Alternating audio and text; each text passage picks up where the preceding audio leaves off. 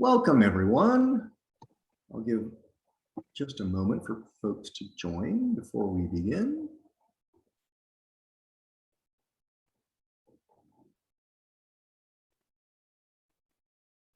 When I see the attendee number kind of level off, we'll get started. So just a few moments.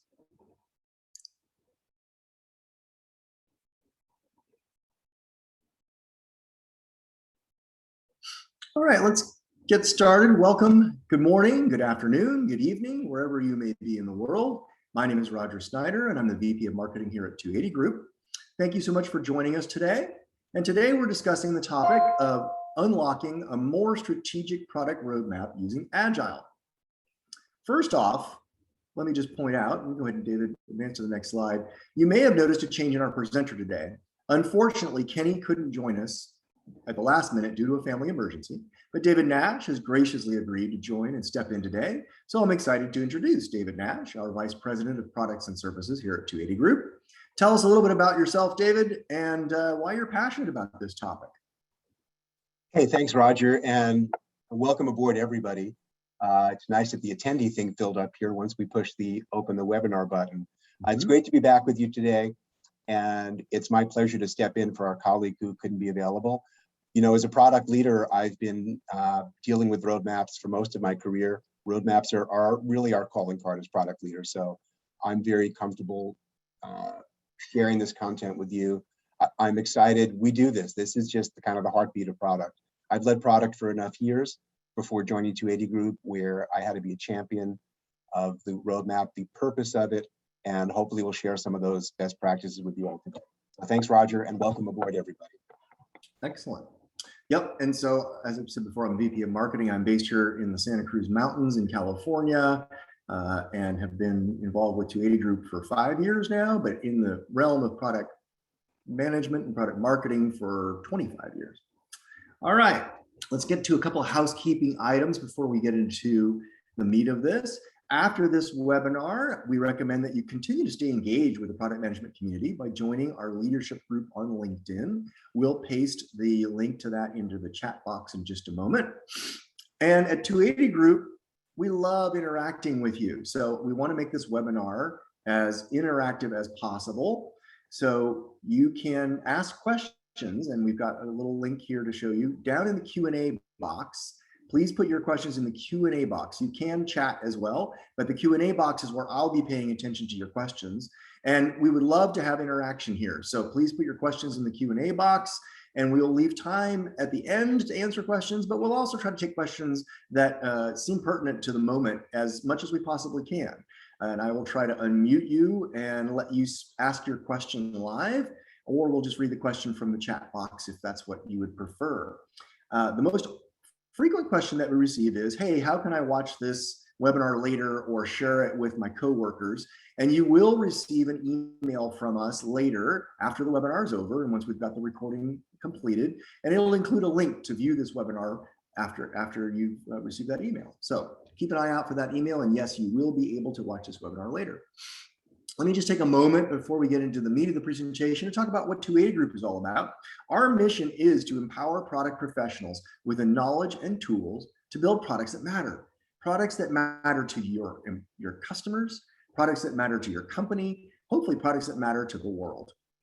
Now, unlike other companies, we are focused on just the needs of product professionals. That's all we do, is help product professionals up their game and become more effective in leading product management teams. So whether you need your help as an individual, improving your knowledge and skills, or you're trying to improve your team effectiveness, check us out at 280group.com. All right, David, let's get this party started. Why don't you take over and tell us about Agile and roadmaps? Thanks so much, Roger. All right, you know, I was delighted when Scott Adams came out of retirement and brought Dilbert back to life, because I got to tell you, Dilbert is as relevant today as it was back in the day when the strip first started. And Dilbert and his pointy-haired boss have riffed on Agile a lot over the years, but I thought this would be a fun icebreaker. So just take a moment. You probably have seen this skit or this piece, pardon me. If you haven't, I hope you'll share in kind of the macabre humor around it. The fact I'll cut to the chase for the rest of our time together. The title of our session today, of course, is Unlocking a Strategic Roadmap in the Face of Agile. You might say even in the face of Agile, roadmaps are more important than ever. And no, you can't just start writing code and then complaining about it. So I know we've had our moments of where we'd say to hell with the roadmap, let's do this other thing instead, but that's not going to work. And speaking of Agile, we're going to kick off our first poll of this morning, and we'd love to take your temperature quickly as to, first off, whether or not you're doing Agile, and then secondly, in either of those cases, whether you are using a formal road mapping process today. So Roger's opened the poll, take a moment to click in, and then we'll do a quick weed out. So a couple of different choices here. Hopefully you fit into at least one of these four choices. We're getting good responses here, David. This is great. So I'll leave the poll open just for another moment or two, and then we will look at the results. All right, I'm going to end the poll and share the results. Okay, so number one response was folks have got Agile development and roadmaps. 68% of the audience said that was their choice. 14% said Agile development, but no roadmap. So we'll be talking about that for sure. Then we've got, the other 12% have roadmaps, but no Agile development yet. So for those folks, probably looking into Agile is going to be an important thing. And then 6%, no Agile development and no roadmaps. So that's even higher than I kind of thought, actually. So very interesting. Me too. So I think you guys can see the poll here. So I think this will be important, the rest of our discussion, not just for the 68% of you who are doing roadmaps in an Agile environment, but for the other 32% of you who are not yet. Hopefully we'll have something in here for everybody. Thank you, Roger. Yeah. All right, so let's roll forward. So, one of the first discussions we like to have is that roadmaps and Agile have been kind of set up as adversaries. And I'm here to tell you that that's really not the case, but let's understand some of the starting assumptions for each. Again, Agile just celebrated its 20th anniversary this year. And even though we've, companies who are embracing Agile are really focused on delivery and backlogs and release planning and all that other good stuff, that has been juxtaposed with roadmaps. So let's start with Agile quickly. Here are the major tenets of Agile. Number one, I'm not going to read you the Agile manifesto. You can do that yourself, but Agile is intended, of course, to be really, really flexible, right? So the idea is things change, and let's focus less at first on building things right and ensure we're building the right thing. So change is our friend in Agile. And the idea is when you're dealing with Agile, whether it's your sprint plan, your release plan, deadlines kind of take on a different meaning here. Number one is the dates, for deploying code or releasing features are likely to change because scope has changed, stories have changed. Or if, let's say you're practicing Agile and you have the release train methodology, where we're going to, deploy code every 2 weeks, we're going to release new features once a quarter, whatever it may be.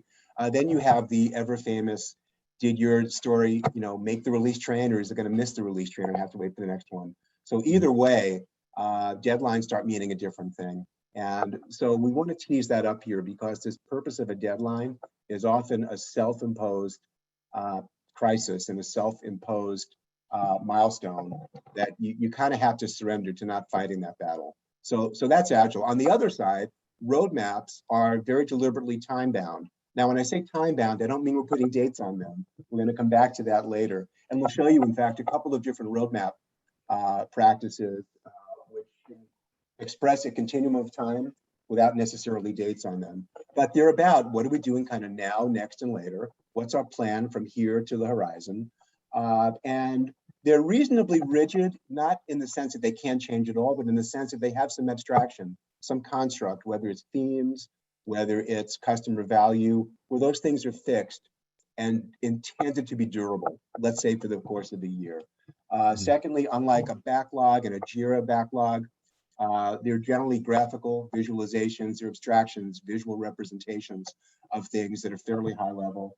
And the intention, again, is that you're committed to your roadmap. So when your big customer says, I need to see your roadmap, for the next 5 years to make sure you're the vendor for us. And you respond, let's say, with a 1-year roadmap, or not even, still there's an expression of commitment that here's our plan, unless it changes. So that's, so just juxtaposing these two things is really, really important. So you might say that these things are not meant to get together and not meant to be reconcilable. I have to respectfully disagree. An agile product roadmap is incredibly valuable, and I assert even more valuable having that roadmap in the face of agile than in a non-agile environment. So here's some reasons why roadmaps work for agile and why they're more essential than ever. Really, there's 3 reasons. First off, roadmaps, a good roadmap should change. Now, you're not changing a roadmap every 2 weeks, like your sprint backlog might change, but roadmaps have to change in the real world, right? Because the idea, as I said a minute ago, is not building the wrong thing just because you said you would, right? A month or a year earlier. So roadmaps do need to change. The world is not waiting. Your competitors are not waiting. Your customers aren't waiting for you to do the thing you said you did if that no longer meets their needs. Roadmaps and backlogs and the other agile artifacts are each very deliberately intended to cut through the crap and provide transparency, right? So you may say roadmaps are wishy-washy sometimes, maybe they're high level, maybe they're too soft, and they're not specific enough. But the idea is, if they're done right, they're a very clear expression of what you're doing, who it's for, and why it's important. So let's not confuse the two, that even though a roadmap is higher level and focused more thematically, whereas a backlog is focused more explicitly on delivery, they're both about showing your customers and the world what you're doing and why. And lastly, the fact is you can't escape long-term planning. I don't care how agile you are, and I've led very, very agile shops. Your executive staff, your board of directors, your shareholders if you're a public company, they really need to know what they can expect from you about a year from now.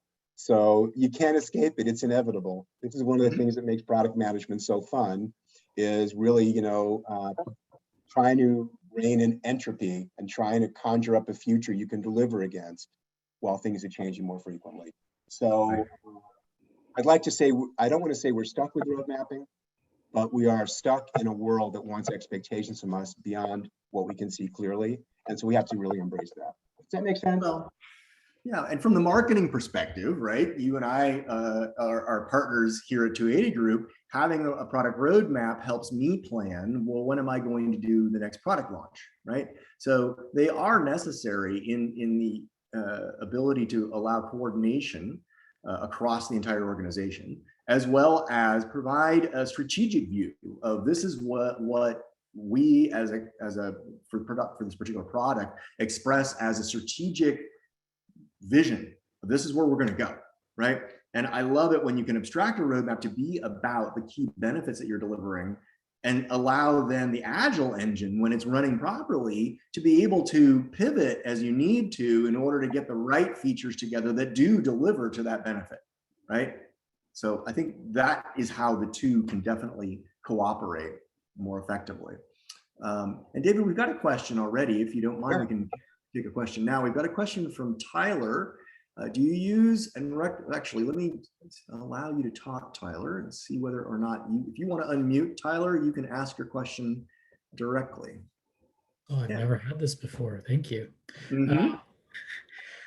We're adopting an estimation tool that kind of gives level of confidence based upon features, and that is getting some help because stakeholders are no longer saying, so you said January, right? I said, no, I didn't. The type of thing, right? But anyways, do you have any type of estimation processes or tools that you use that you would recommend along with road mapping? Great question, Tyler. Here's my lived experience, and thanks for asking the question.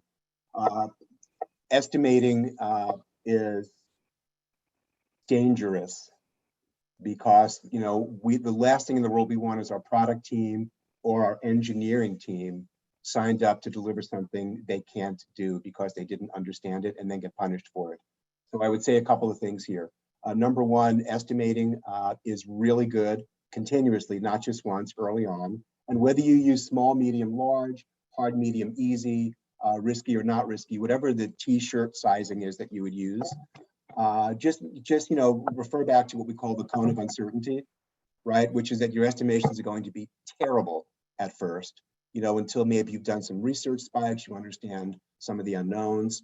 So it's good to do t-shirt sizing frequently, especially for things that may be many months out, but you have to have wiggle room. And the roadmaps, again, should be sufficiently spaced out where you're not estimating, you're not setting yourself up to fail. You're not making promises you can't keep. The estimating tool itself is less important. What's really important is for the product team and the engineering team, and the product leader and engineering leader to be kind of hand in glove and know that the engineers need to estimate work early. The estimates will be terrible, they'll get better later. And that stuff will serve your backlog of your release planning a lot more than it will serve your roadmap.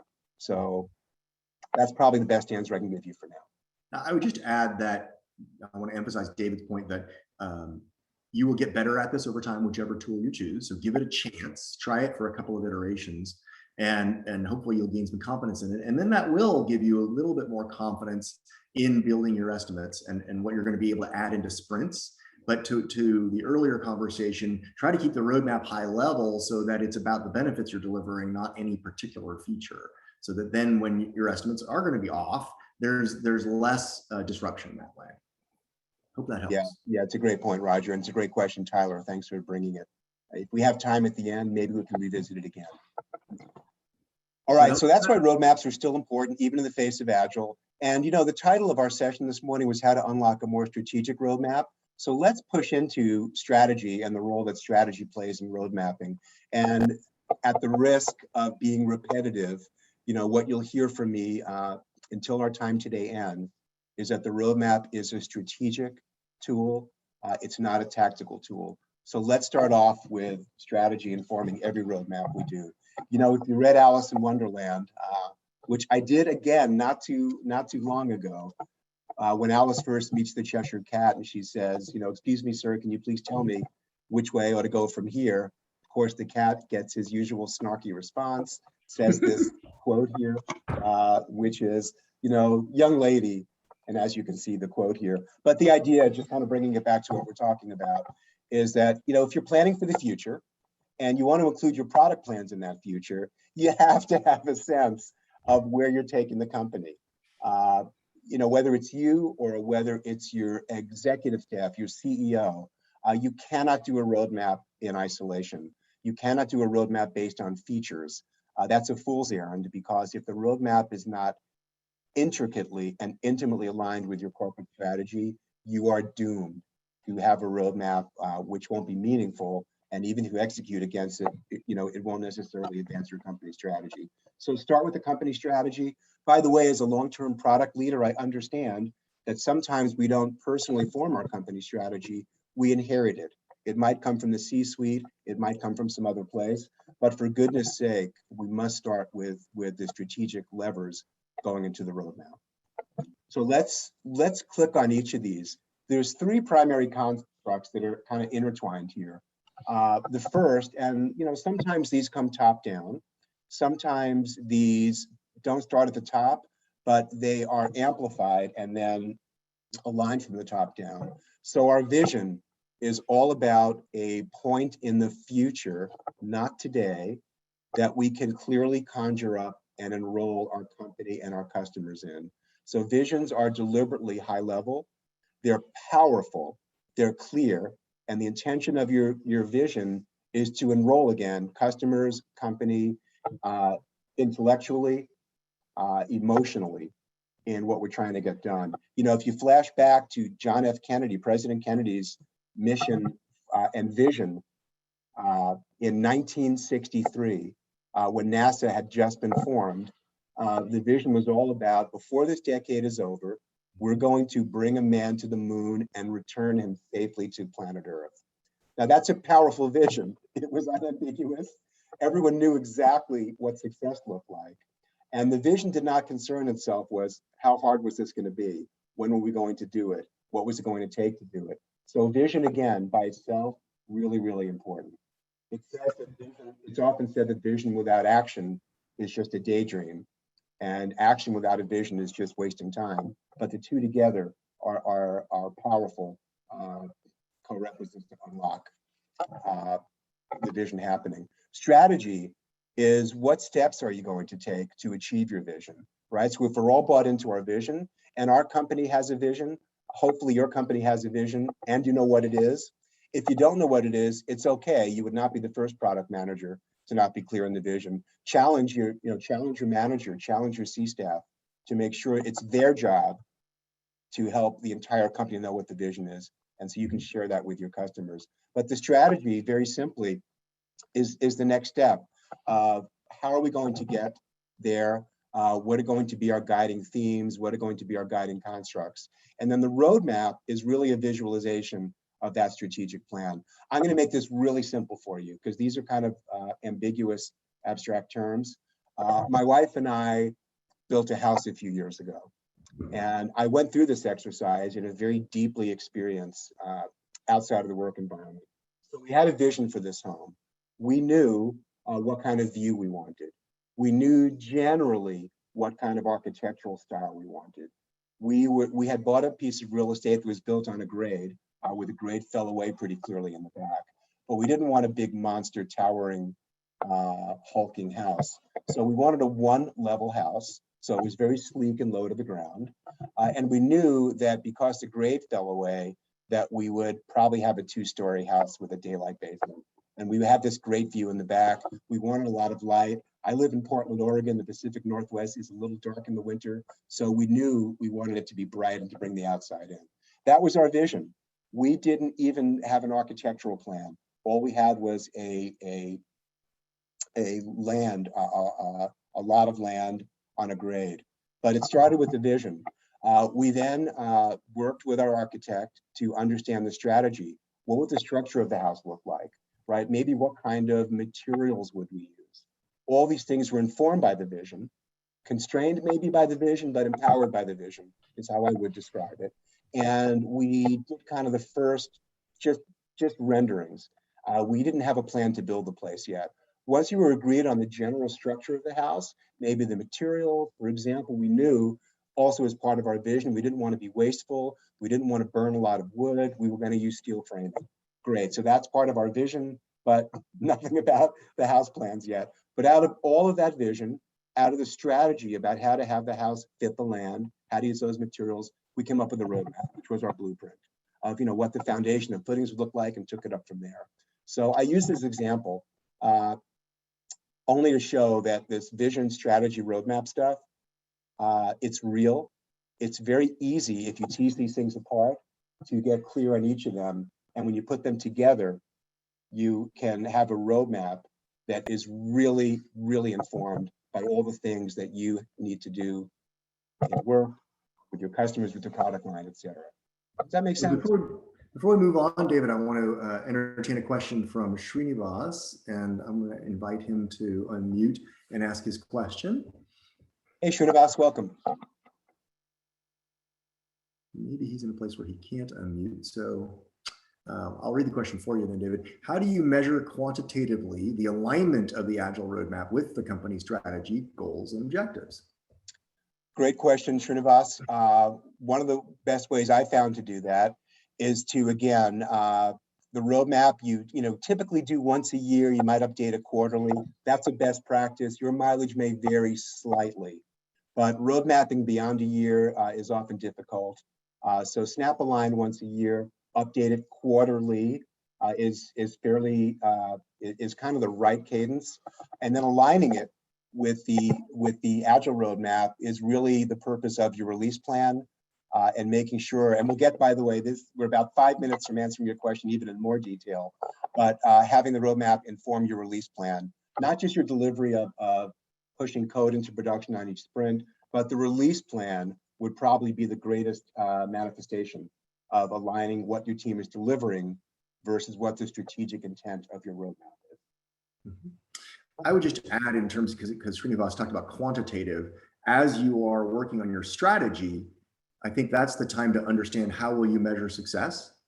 And you want to then connect those measurements for success, whether it may be increasing revenue, or it may be increasing customer satisfaction. It may be helping a customer solve a problem more effectively in a quantitative way, say reducing production time. You then want to make sure that that is in the roadmap, that you create the instrumentation to be able to then measure against that strategic objective, right? And I know David loves talking about metrics, so I'll leave it there for now. But I think that helps. That's a great point. The so what, as Roger said, it's the so what. So when we deliver this feature, what happens? So we need to couple, a product outcome or a feature with a business outcome, which is ultimately, how does the world look any different? How does our customer's life get better? How does our bottom line get better by delivering the thing? Thanks, Roger, for the question. All right, so one more note on vision, strategy, and roadmap. Again, vision, high level. And by the way, if you don't inherit this, if you don't know what this is and it's very real for you, you should create this for your product. In the absence of a corporate strategy, it's way better to enroll the rest of the company and your customers in your product vision, even if you don't have a clear corporate vision. At least the world and everybody on your team has a very clear sense of what they're trying to accomplish and why it's important. So purpose and benefit at the top of the pyramid. In the middle, again, is the strategy, as Roger just said a minute ago, focus on delivering value. We talk about features, hopefully, not on the roadmap ever, but we talk about value for customers on the roadmap. When they, for example, if you are building, enabling single sign-on, boy, there's a great enterprise platform feature that probably a lot of you have worked on. Single sign-on by itself, it's a feature, but the value of single sign-on to a customer in terms of greater productivity, lower IT expenses, all those kinds of things are really the so what around single sign-on. So focus on the value to your customer, the business value to your company. Yeah, be aware of the competitor's position, but don't copy your competitor's roadmap. Don't play their game, because it's their game. Play your game. Be informed by your competitors, but don't chase your competitors. When you are ideating on your vision and on your strategy, very often here's the place where your objectives and key results will start coming in. Your objectives, again, are fairly high level, like the one I mentioned about JFK, having a manned moon mission before the end of the decade. They're high level. The key results are what gives us confidence that we're heading in the right direction and we're actually making progress towards that goal. So that's where the key results plug in. By the way, separate discussion on OKRs that we've had in the past and we'll have again. But for today, that's how they tie in. And then the roadmap will allow us to build a visual representation of how we're going to accomplish that product strategy. So let's kind of move into some actual examples. So here's a roadmap from a tool. Yes, Roger. Yeah, if you wouldn't mind going back for just a moment, but also there's some comments that people are now hearing echo, and I am as well hearing echo. So I don't know if you need to adjust your speaker or your microphone, but all of a sudden you have a lot of echo. Is it any better now? Nope, still have the echo. I don't know what's going on. You might check your audio microphone or check it in Zoom. Just a second. You know what I'm going to do is I'm going to just change my mic for just a moment. Maybe that. While you do that, there was a question about how do you align OKRs quarterly with your quarterly OKRs with the roadmap. So I'll answer that question while you're fiddling with your mic. And as this slide shows, you should be using OKRs as something that comes out of your product strategy and then becomes an input to the product roadmap. So that in fact, your roadmap is an expression of we're going to deliver on these OKRs with these particular benefits. So there definitely needs to be that relationship between the two of them as this slide shows. So I hope that helps answer that question. But make sure that as you're building your roadmap, you are keeping in mind what are going to be the metrics of success. connect those to the OKRs so that those OKRs and those metrics of product success are in fact going to be connected and feed each other. Great point. Roger, can you hear me now? And is this any better? Much better. Thank All you. right, I've been channeling NASA early on, so I've got the NASA headset on now just to make it complete. All right, so let's talk a little less theoretical and more practical. So here's a roadmap from a great product tool out there from a company called Product Plan. By the way, it's a good tool. There's others out there. And really this discussion is less about the tool and more about trying to give you a real world example of the theory we're talking about. So here's a roadmap. This particular one, by the way, is broken out where different teams are in different swim lanes. And this is one type of roadmap, which is effectively, can often be effectively used internally when you want to express how, what the resources in a company are being allocated to. So here's an example. I'm not going to read you every box, but let me call out the color coding. And the color coding in this case ties from each of the things that these three teams are delivering down to why. Why are they doing these things? So you can see some of the goals, they're fivefold, and they range from enhancing performance all the way down to improving security. So what a great representation, right? Looking at some of these high-level features and deliverables or capabilities without going into the weeds about exactly how it works. Again, this is not your backlog, it's your roadmap. But what it does show exquisitely and simply is how these things correlate to the very important goals that you've ostensibly agreed as a team and as a company are important.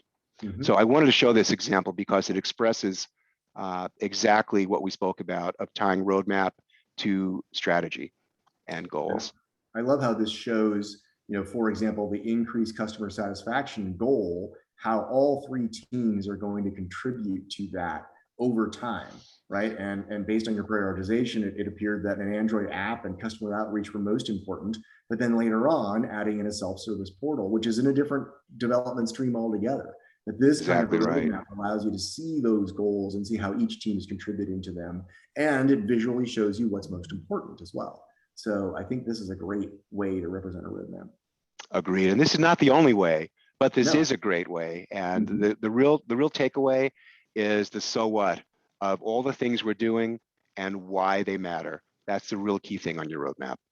So let's now move into kind of juxtaposing the roadmap with two things. Number one are backlogs, and number two are release plans. Again, with a real focus on road mapping in the context of other Agile artifacts and ceremonies. So first, let's talk about roadmaps versus backlog. And at a high level, here's the way to to keep from conflating them and keep them separate in your head. Number one, as we said earlier, bears repeating here, roadmaps are about intention and aspiration. They are not about delivery. So let that sink in for a moment. We have other artifacts that are around delivery, but the roadmap is strategic again, what and why, sometimes for who. They are thematic abstractions, and they are intended to be a little more durable. Again, my lived experience says that the best practice is go out to about a year and leave yourself kind of a few different tiers between now and a year from now. And I'll give you an example of that in just a moment to try to affect climate change of what you want on your product, as well as dealing with the weather that's going to pop up in terms of things that cause you to change over the course of that year. And generally this is tops down and it's high level. Tops down doesn't necessarily mean from your executive staff. In fact, our job as a product team and my job as a product leader was to enroll them in our roadmap. So it doesn't start at the top, but you want that leadership team understanding enrolled in your roadmap so they can propagate it outwards and align the rest of the company, your sales team, your customers in that same roadmap. So that's all about looking forward a little further out. The product backlog, whether you're using Jira or Rally or Visual Studio, whatever tool set you're using, all have a few things in common. Number one, these are all around delivery. They're all around execution. They are all tactical. By the way, if you joined our our webinar about a month ago on product manager versus product owner. Here again was something we talked about then, and it's kind of an evergreen topic, is that these things are not different. They're not in opposition. They are two sides of the same coin. So they're closely related. But this is about delivery, how and when.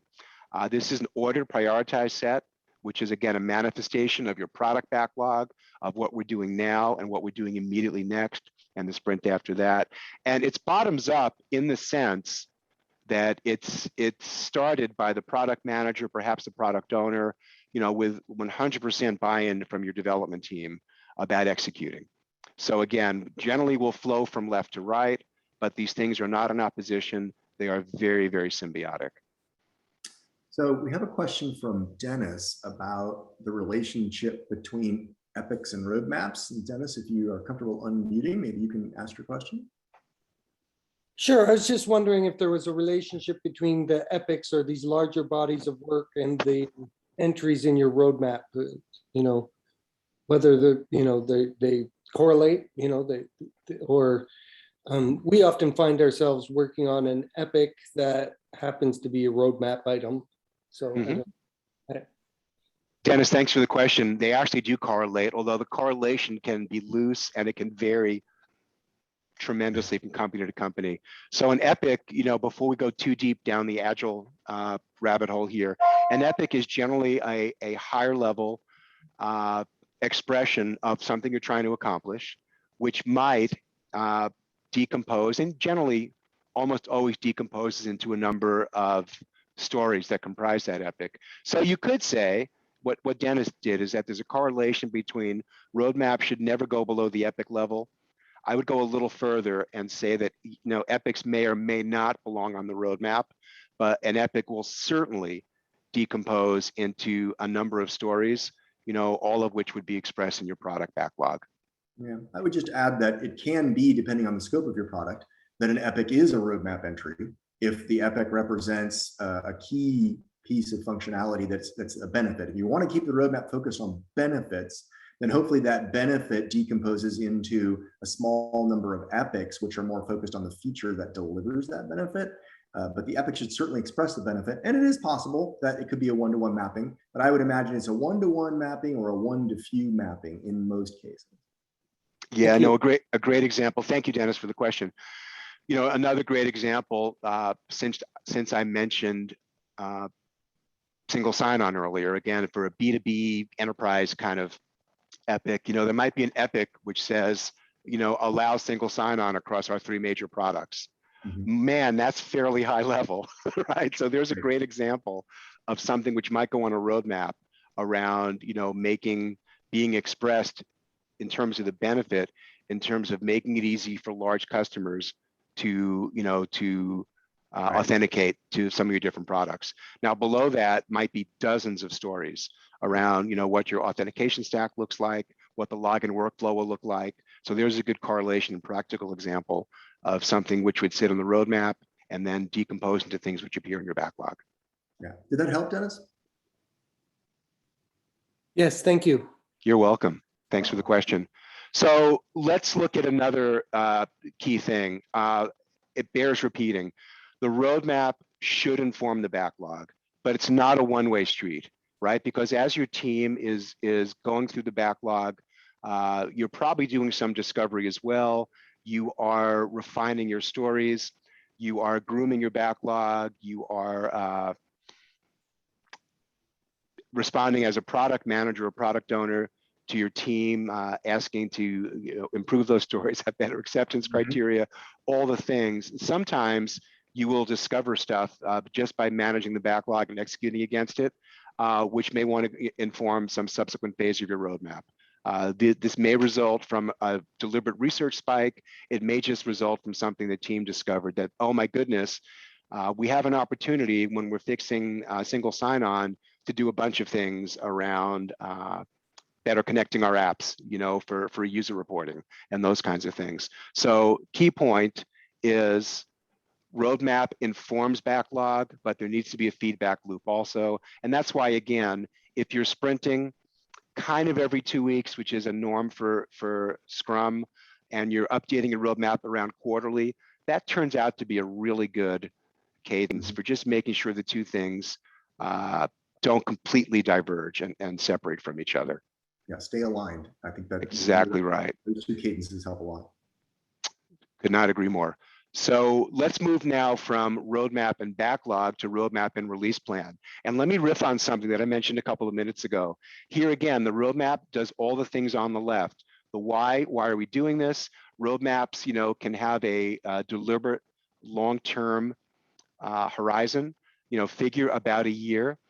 If you're asked to do a roadmap for more than a year, it's tough, and you need to have a lot of wiggle room. And by the way, we'll share one of my favorite roadmaps in about 5 minutes, the so-called now, next, later roadmap, which is an effective tool for that. But even before you get there, the roadmap again is generally something that you're going to share not just with your sales and marketing team, but with external customers as well.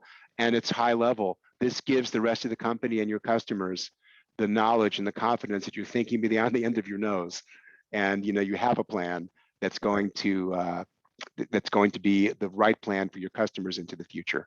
So that's all the roadmap stuff. The release plan, again, critical agile artifact, right? You're going to have your release cadence, and I don't know what it is. It's going to vary on your company. It may be X number of sprints that you will release. It may be time box where you'll do a quarterly release plan.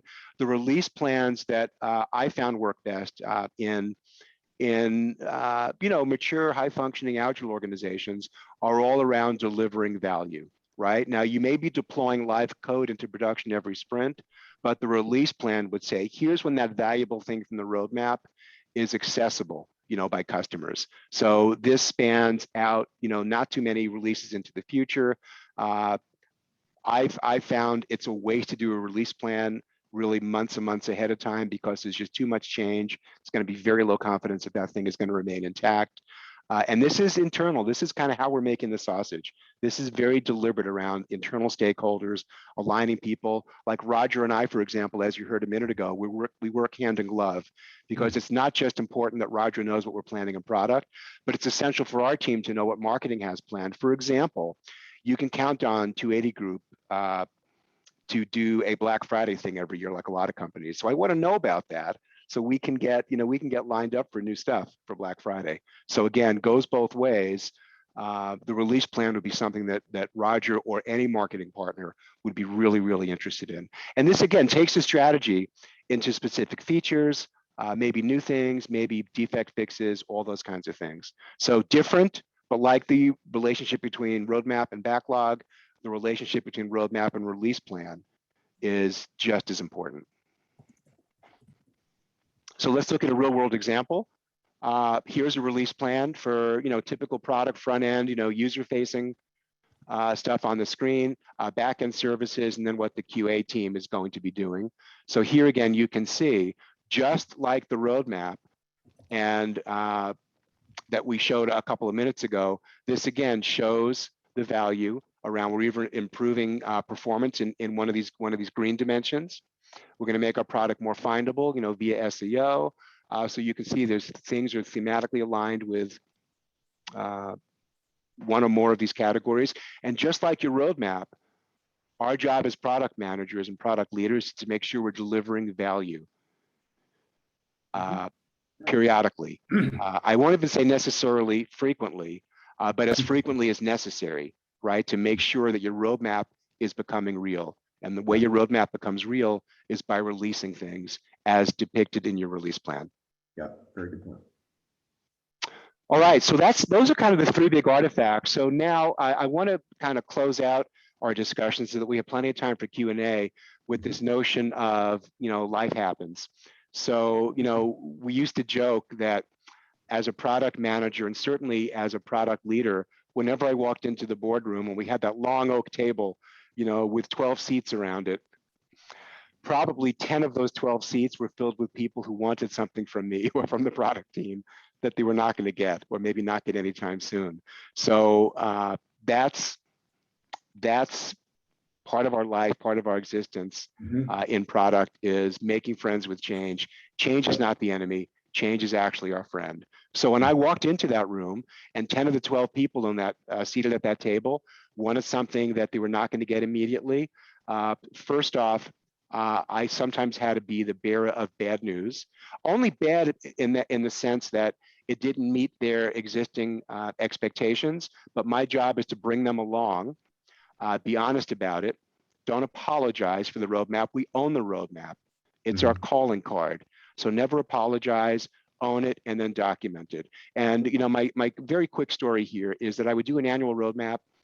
Better said, my team would do our annual roadmap. I would champion it to our executive staff. And we knew that when we did that roadmap in November or December for the next year, it was our best informed guess and our intention, but we knew life would change. So we'd snap a line once a year. We do all the t-shirt sizing. Here's what it's going to cost. Here's what you're going to get. And then we knew that we'd have to update it quarterly. So in our case, we use something called Product Council. You might have a different forum in your company, but the idea was keep the roadmap changed and don't carve it in granite where it becomes a tombstone and you can't change, because if you can't change, you've already lost before you've started. So these are some of the ways you do it. You document it, you bring people along. And by the way, at the end of the year, here's the best part. At the end of the year, when we reviewed our roadmap, it wasn't just a question of all the things we didn't do that year, but a much more powerful discussion around all the things we did that we said we were going to do, all the new things we hadn't even planned to do that we took on, and in a lot of cases, the new things we did instead of the things we planned because they were better for our customers, better for the company. That's a really powerful place to be in. So be direct. You want to be empathetic. You don't just want to say no. You can say things like, we can't do that now because we're doing this other thing instead. So again, getting very clear on strategy, and people are going to complain to you. There's no question. Product managers are targets for complaints. So all you can do is draw energy from it, keep the relationships really healthy so that people feel comfortable complaining to you and asking about the thing that they promised their customer, the thing they think is important. But you need to be very effective listeners. We need to be have a lot of emotional intelligence. And when the roadmap changes, moving on the right column here, our job is to make sure that we can tell them why. So when they didn't get single sign-on in Q1, even though we thought we would do that a year ago, we made this other change instead because, and Roger hit this a few minutes ago, let me recap. We either had something that was more important to more customers than that, we had a big revenue opportunity. Maybe we had a product crisis. Maybe we had an all hands on deck thing because of some tech debt or something that blew up. So we needed to do a whole student body left and abandon our short-term roadmap. These things happen. Never planned for them, but you always want to let people know if they didn't get the thing they wanted, what they got instead, and why it was either better or why it was necessary. And these are really, really important, but you need to let people know that you hear them and you'll be in constant communication with them, not only when you give them the thing they want, but when you can't give them the thing they want. Right, very important. So yeah, and the last point here, the things we can do to not just prevent these things, but preempt them when we can, and not just correct them when they happen, is try to reduce the emphasis on dates. I learned a long time ago, again, right after I learned that a product backlog was not a roadmap, to take dates off the roadmap. My goodness, if you're not doing that, you should start doing that right away.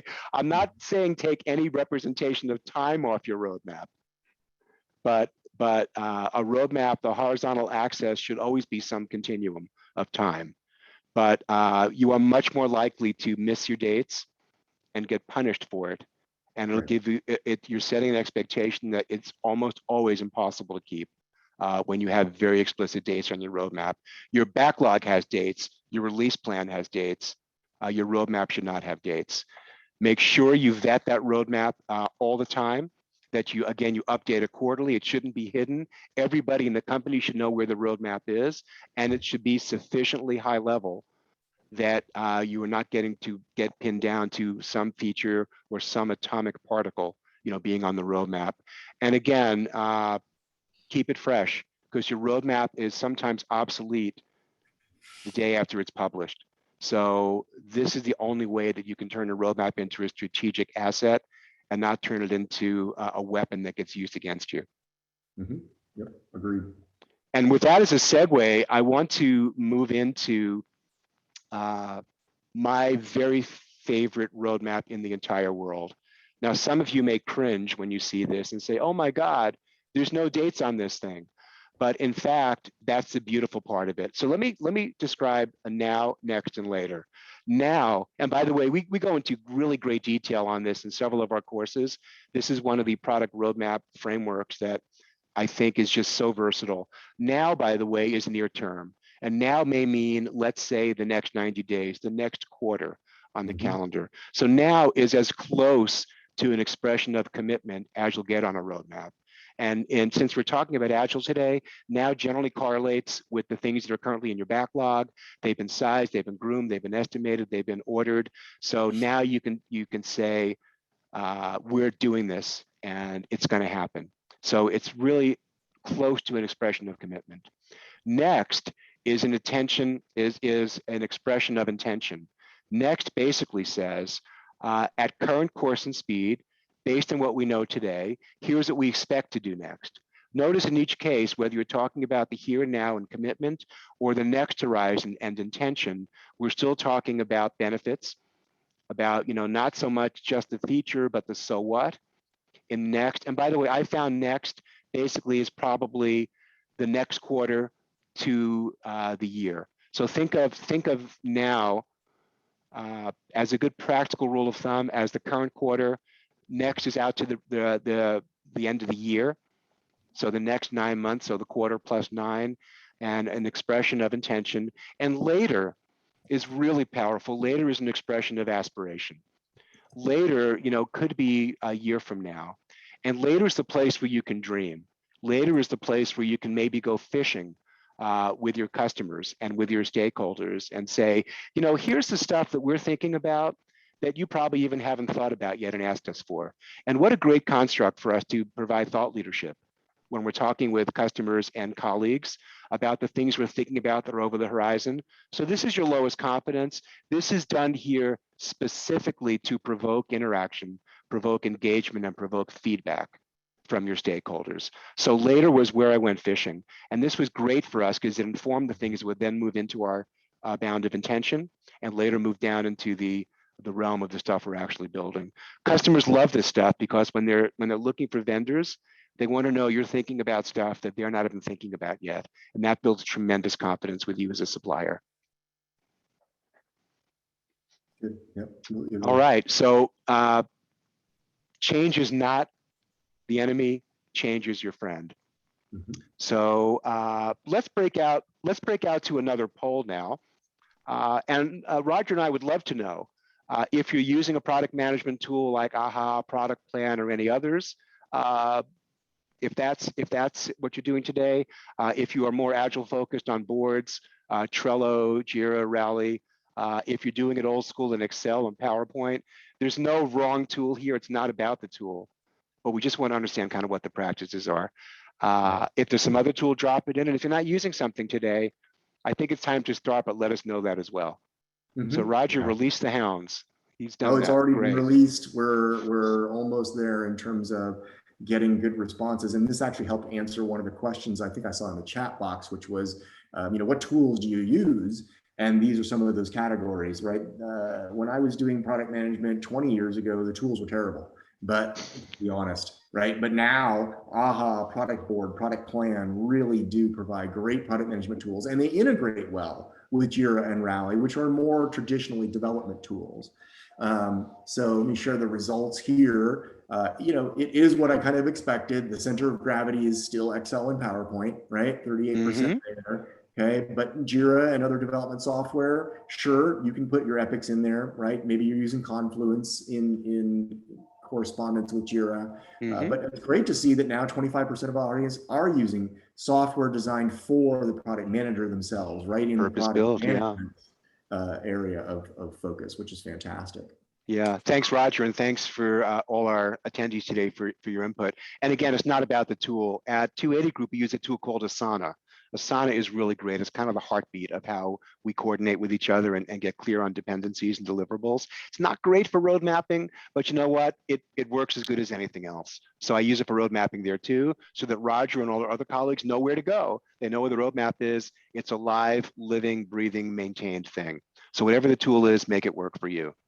So we're coming up on the end of our time together. Let's tie up everything I think we spoke about. Number one, roadmap is all about goals and outcomes and value, not about features. Features are the province of your release plan, your product backlog, et cetera. Strategy must inform your roadmap. Otherwise, it's just an ad hoc, unrelated, nice picture. So strategy first, corporate strategy, if you know it, even if you've inherited it. Product strategy, which is ours to create. Number three, roadmaps are around having a discussion. They're about storytelling.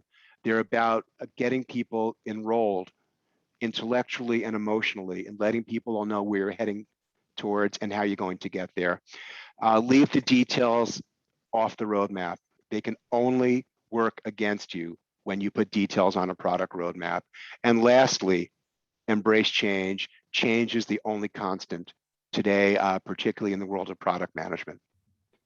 If you do all these things, you get 4 big wins. The first is much better collaboration, not just within your product team, but with all your stakeholders and with your customers. When they know where you're heading, they're much more likely to let you know whether they're heading in the same direction or whether you need to change direction. It helps understand the why we're doing some things, and equally importantly, why we're not doing other things, or why we're doing things in a particular chronology. The roadmap becomes much more powerful for your sales team, for your marketing team, for your customers, and everybody will have greater confidence that we know what the heck we're doing, we have a plan, and this is the direction we're heading in, and they're going to be much more able to help you row and get you in the same direction. Mm-hmm.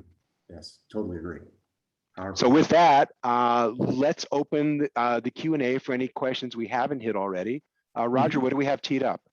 So in the interest of time, I'm just going to read some of these questions because I want to try to grab as many as we can. Bob Wilkins asked, how do you apply Agile within a manufacturing environment? More specifically, more and more hardware projects have got software components, right? So how do you bring those two things together? And if you don't mind, David, I'll just give my quick answer. When I worked at a company where we were doing both hardware and software, we had convergence points. So we still ran the hardware business on a waterfall style roadmap because there are long lead times for tooling or for dies, right? But then every 2 months or every 3 months, there would be a convergence point where the software sprints would have to line up. And there would be times where the two would interact. You would need something from software to be able to test the hardware, and vice versa. So you had these convergence points where the sprints would line up such that they would deliver something that the hardware would need. And then later on at the next convergence point, the hardware would provide a new basis for the software to operate as well. So ran the software using Agile, ran the hardware using Waterfall, and use these convergence points to be able to sync up periodically. So I hope that helps, Bob. Thanks, Bob, for the question. By the way, we'll also answer questions afterwards when the webinar is published. We'll have questions there answered as well. Yep. And I think the last question that we'll take is from Jim, who asked, from a change management perspective, and we get this question all the time, how do you get leadership who want a time-bound roadmap to get comfortable with the now, next, later roadmap? Oh, what a great question. I knew that I had arrived, so to speak, when my CEO didn't fight me at my last company about now, next, later. And I knew I had arrived for the second time when he said no to a customer, a big, powerful customer, to their thing because it wasn't on the roadmap. So really from change management, Jim, the long and short of it is go back to some of those soft skills that we covered about 5 minutes ago. Make sure you're enrolling your stakeholders. Let them know that change is not just your friend, it's their friend. And you're gonna have to make tough trade-offs. That's why those of us who are in product are drawn to it. It's not for the weak, but you got to bring your leadership team along through constant listening, letting them know you understand, and letting them know that you're a steward of the company and you're going to make the tough decisions that no one else is going to be able to make. Yeah, I'll just add, Jim, that when you start setting your goals to be about achieving objectives rather than about timeframes, that also gets management more comfortable, because then they will see there's a dashboard. They will see there is a metric of success, and Agile allows you to get to those metrics of success more effectively. So over time, having those metrics of success also really helps. All right, well, Thanks for the questions, everybody. yeah, great questions, and lots more there. So we will follow up probably with a blog post to answer some of these other questions. But if you're interested in getting help to transform your team, we've got experts available to help you. Nicole will put a link into the chat box for this, but contact us. We love being able to help organizations with private custom training, optimizations and assessments, as well as provide some strategic advisor services. So thank you so much, David, for covering what is often a contentious conversation. I hope we brought some light to the fact that Agile and roadmaps, they live together, they can work together, and they can actually support each other to deliver great products. Thanks, Roger. Thanks to the hundreds of people who joined us today, and we'll talk with you soon. Bye. Have a great afternoon. Have a great weekend.